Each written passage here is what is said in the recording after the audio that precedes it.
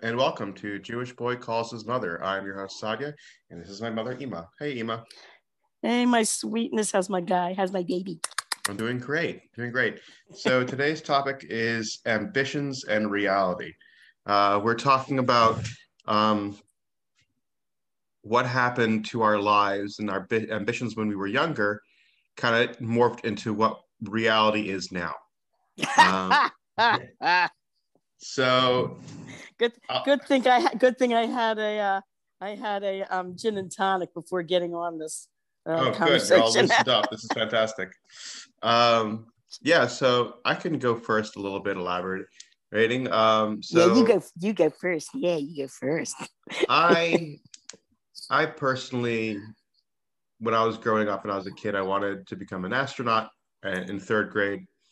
And then I kind of forgot about not wanting to do anything.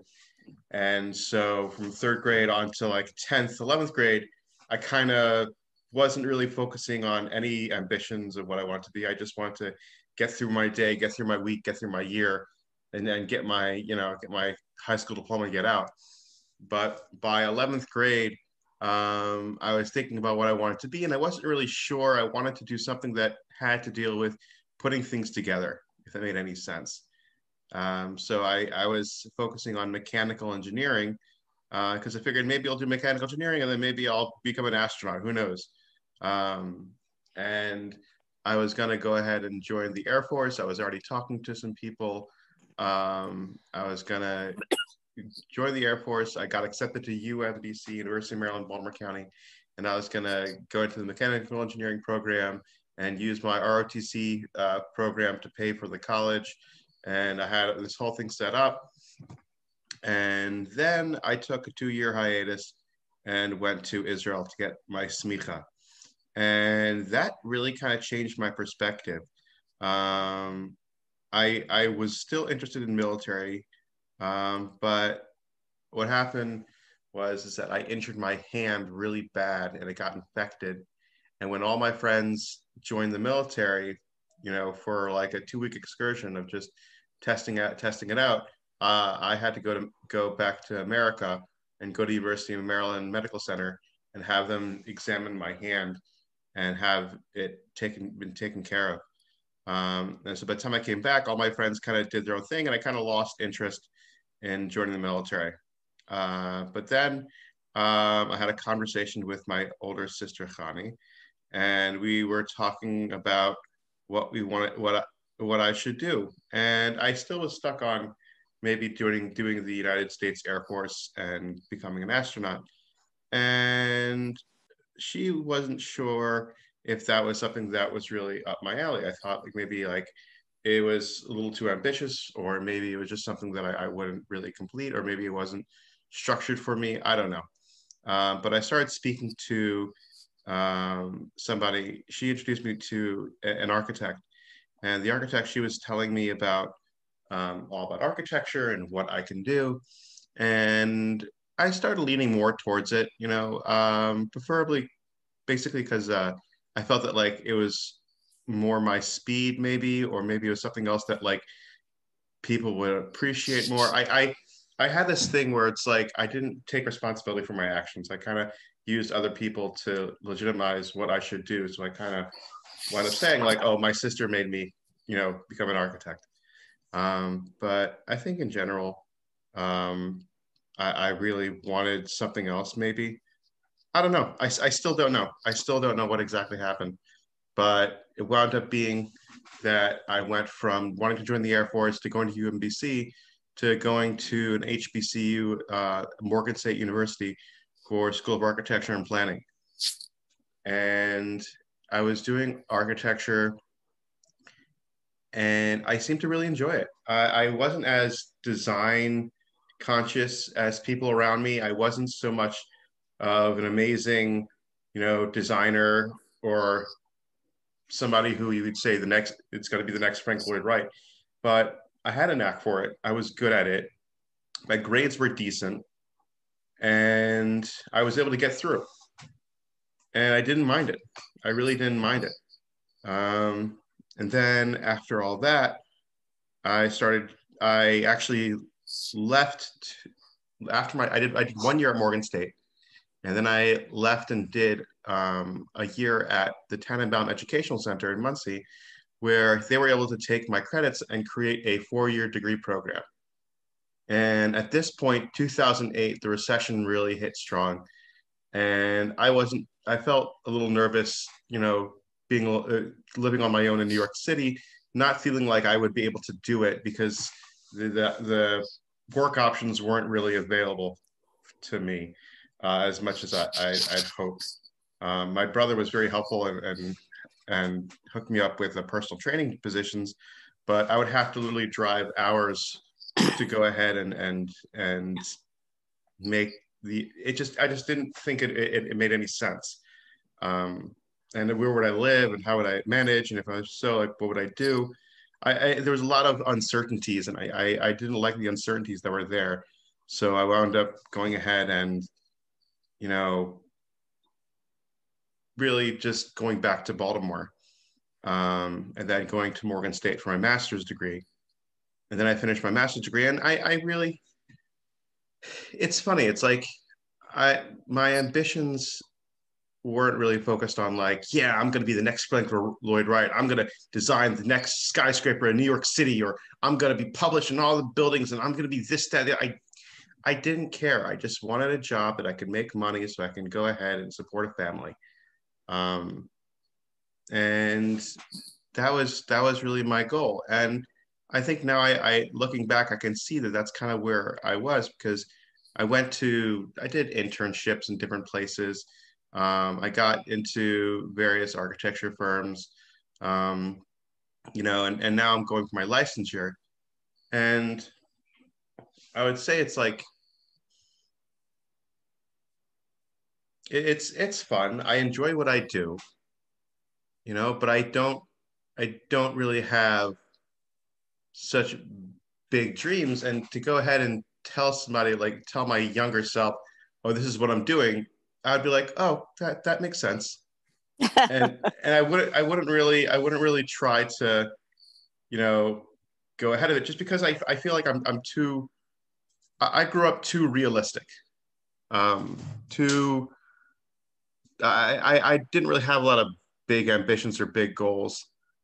And that's kind of where it was at. I wanted something that was prestigious. I wanted something that I felt proud of, that's for sure.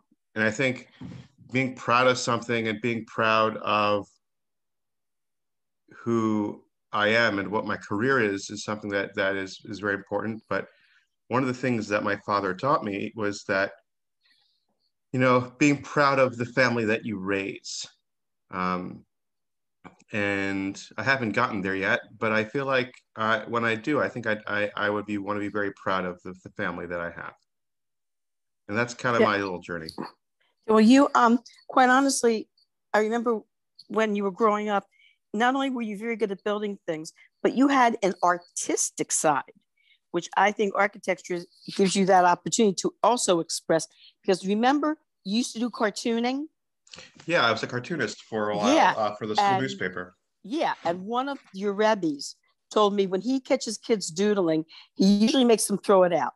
He says when he would catch you doodling in class, he would ask you at the end of class to please bring the paper over, sign it please with your name and the date. And he said he had a whole drawer full of your drawings, because he said to me, I know someday they're going to be worth something. Well, for me now, he said those drawings were so amazing. He had to keep them. Well, I've done. I know in 7th grade I was doing some work somewhere, and Tati took me to Barnes and Noble and said I can get one book, and I still have it today, and it's how to draw lifelike portraits. And I've used that, and I was able to draw lifelike portraits, and I was able to really enjoy drawing the human form. I think the human form is the most difficult thing to accomplish, and I just really enjoy doing all that. And that's really kind of what I focused on, where I was, what do I enjoy doing, and can I combine all that into something so I won't ever feel like I'll have to work a day in my life? And for a while, I felt that way for a very long time, up until recently, where work is it's just a lot of, I am under a lot of pressure because I have a lot of work that has to get done and I have a lot of responsibilities. So all of that coming around, it's no longer this feeling of, oh, yeah, I could go ahead and do this, and yeah, I'm doing that, and just kind of, I wouldn't say drifting off, but realize being okay with my workload because I knew somebody else was behind me, and now I don't have anyone really behind me, and my boss really wants me to really get things going. So it's just that's really where it's like I gotta put my nose to the grindstone, I think it's called. Well, I know you're talking about, like, having a job where you feel like it's not a job, it's like it's fun. And that a standing joke among teachers is, when are we going to get out of education and get a real job? Because there's so much that we do, especially with preschool. I'm working now in a preschool, and we do so many fun things but that's the whole thing. The whole thing is doing fun things with the kids that they're going to find stimulating and educational. And what I did today, well, I didn't realize it would take off so much. Remember when you were kids, I used to make these paints for you out of Elmer's glue and food coloring. And I would make like an artist easel with a paper plate and Q-tips. You mean a palette? Yeah, make a whole palette for you, right? Yeah, palette. And you guys would draw pictures with the Q-tips and with this type of makeshift paint that I made with the Elmer's glue and the food coloring. And then when the whole thing is finished, you can just, of course, wrap everything up and throw it in the trash can. You you put it on a tablecloth. So today, I mentioned it to the preschool teacher, and she said, yeah, do it. Go ahead. It'd be a great activity for the kids. So my idea was that I was going to set up like a little table with like four cups, each cup a different color of these. I got these food colorings that are like neon colors, the bright, shiny colors. It's just 4 of them in a pack. So I started to mix them, and the kids came over and they wanted to mix them. So I figured, why not? So I filled the Elmer's glue up with all these cups and started to put in the food coloring. And I gave the kids these plastic spoons, and they're mixing and mixing and mixing. And then when I gave them paper, my idea was that they could use the Q-tips instead of brushes, because after all, this is glue. So you don't want to use real brushes with these because you're not going to be able to wash it off. So I figured Q-tips. And they found it a little frustrating using the Q-tips. They couldn't get like just the right amount or whatever. So one of the kids had an idea and started to take the spoon that he used to mix this paint, the Elmer's glue with the food coloring, and he just started to paint with the spoon on this paper. So I had an idea. I said, let's try forks also. So I got these plastic forks. So the kids were painting with the spoons and the plastic forks. And all I can say, it's a good thing I brought in one of these disposable, one of those clear disposable tablecloths, so that none of the stuff got on the floor or on the table. It was, and I can't believe how this activity just like snowballed. How the kids in the class like just kept coming over and doing these, mixing the paint and doing these globby pictures and just having a great time. I mean, you could tell the kids really love this. I mean, of course, we had to take some of them and, put them out on the floor in the hallway to dry. They couldn't take them home yet. I mean, because this stuff is like, wet and globby. But I was thinking to myself about, this is a job. This is fun. Well, that's why, I was going to ask you with your story and what exactly happened, with your ambitions. How did I morph from this brilliant girl who was a straight A student, honor society? You were also in the AV club, no? Yes, that was in junior high school. I was in the AV club. Yeah. Mm-hmm. Well, and my ambitions were when I was in I can remember I was in 4th grade. And when I was in 4th grade, I told somebody that I wanted to be a lawyer, and then I wanted to be president of the United States. Yeah, I remember we had talked about this in a previous episode a little bit about your storyline. It was more based around about if you had any regrets in your life. and we kind of went through all that.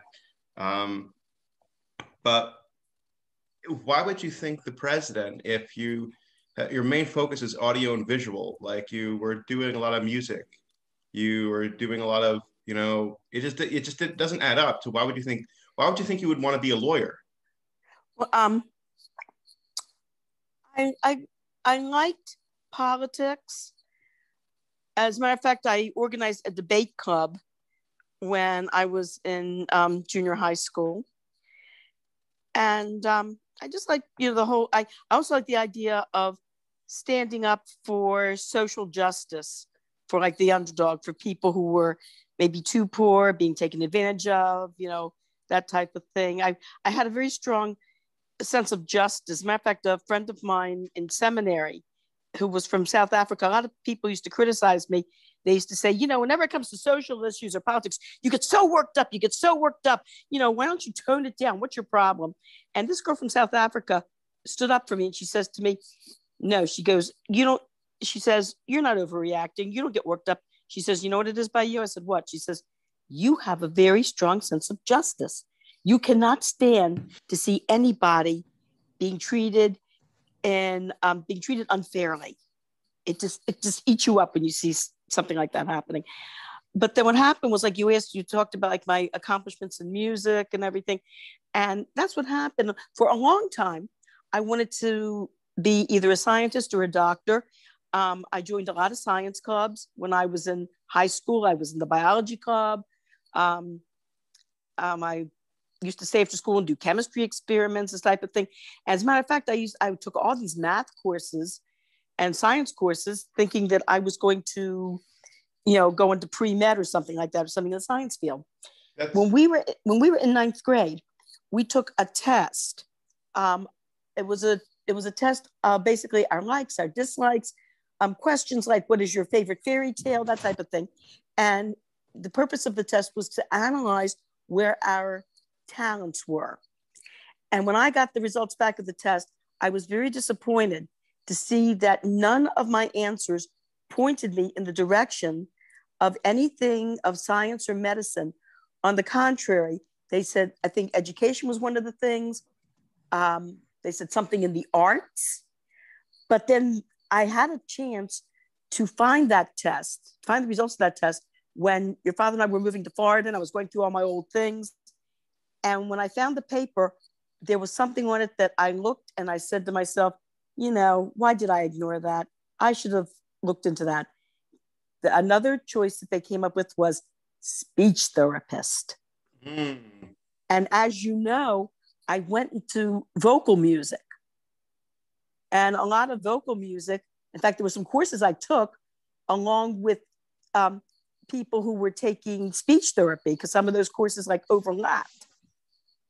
Well, and I thought to myself, darn it, maybe I should have pursued that. I should not have ignored it. But then what happened was, when it came time to go to college, I really had to do a cheshbon hanefesh and say to myself, where are my accomplishments?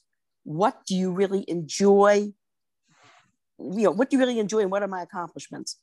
And when I looked at my accomplishments, most of my achievements were, of course, in the field of music. And what did I like? I said, well, I love kids. I used to babysit a lot. I mean, a lot. In fact, I made a lot of money babysitting. And I enjoyed working with children very much, and I enjoyed music. So I thought, okay, music education, that would make sense.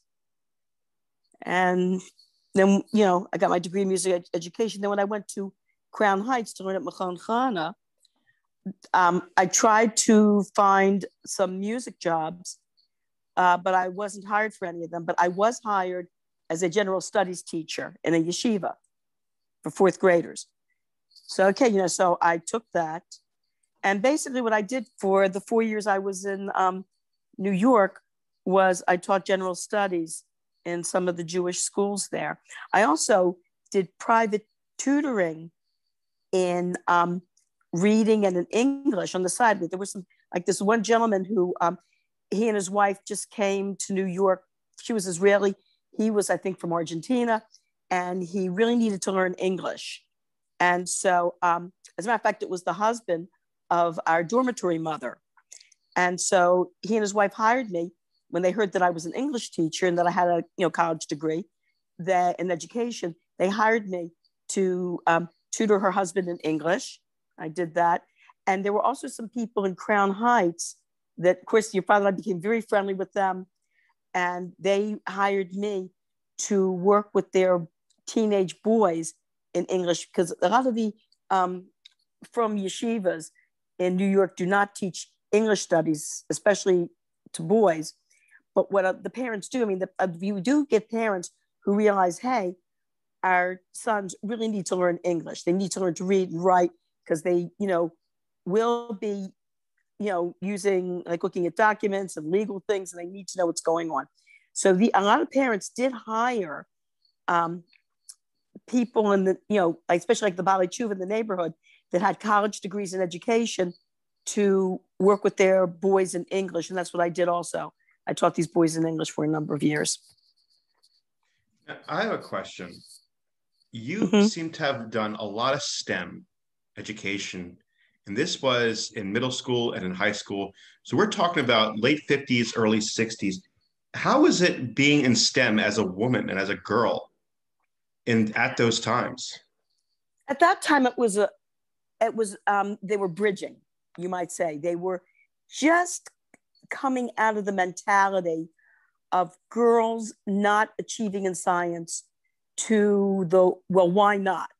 When I was in college was when the Rhodes Scholarship, which had been exclusively for men for years and years and years, decided to start accepting women.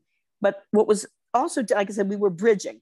So there were some elements of the old mentality that were left over. Like I remember in the 50s and 60s, they still do, they have what's called the soapbox derby, where you take a box, you design your own car. It doesn't have any engine to it. It's totally without an engine, but it's a design. And it's a race where you start at the top of the hill and you go down the hill, and whoever runs down the hill fastest wins. And it was only open to boys from ages, I think the ages were like 8 to 12, something like that, totally closed to girls during the 50s and 60s. I think in the 70s, they finally opened it to girls. I remember, in fact, I think it was in the late 70s, early 80s, when the Indianapolis 500 finally accepted female drivers. So the question that was on the news was, okay, the way that they start the Indianapolis 500 traditionally is they say, gentlemen, start your engines. So then they made an announcement saying, this year they're going to start the official announcement as drivers, start your engines. That's awesome. And also when we were applying, my sisters and I were applying for college, you're looking like around the late 1960s. Yale, no. Harvard, no. Naval Academy, no. Air Force Academy, no.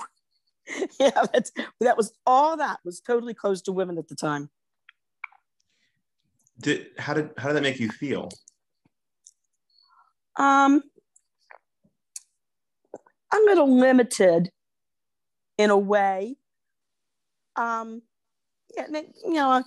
mean,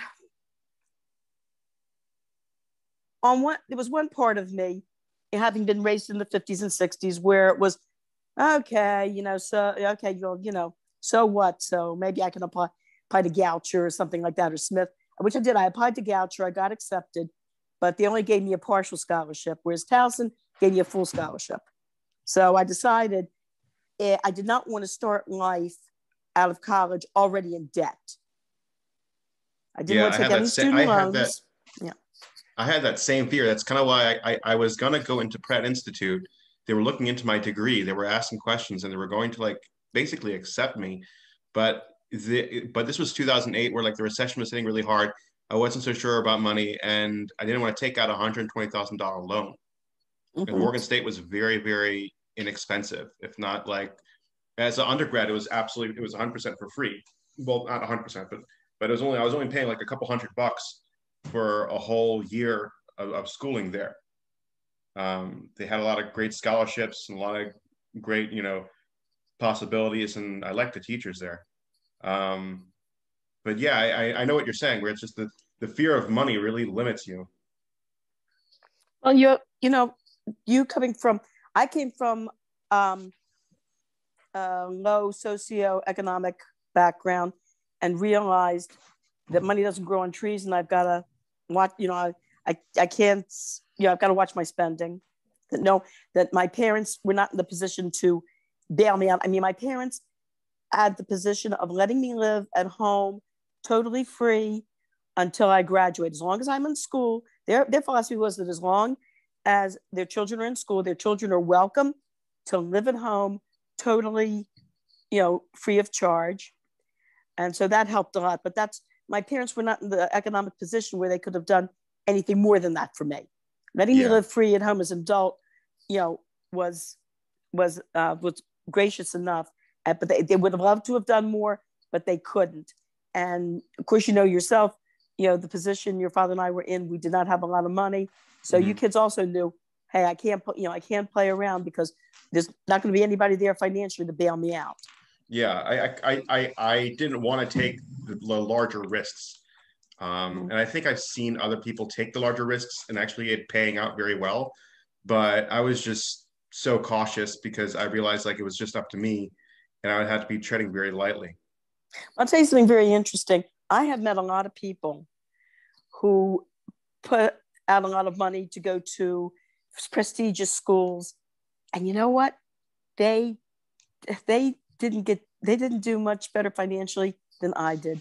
In fact, your Aunt Ann tells me that a man that she worked with in her department had this big degree from Hopkins, and he was working.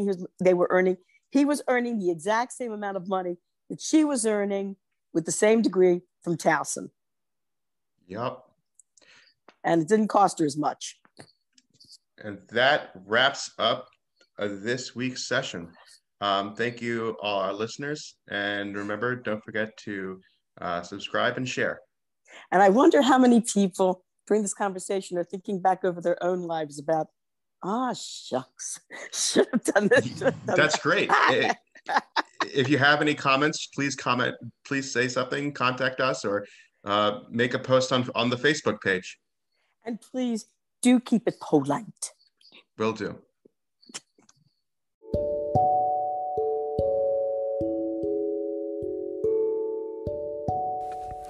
Thank you for listening to Jewish Boy Calls His Mother.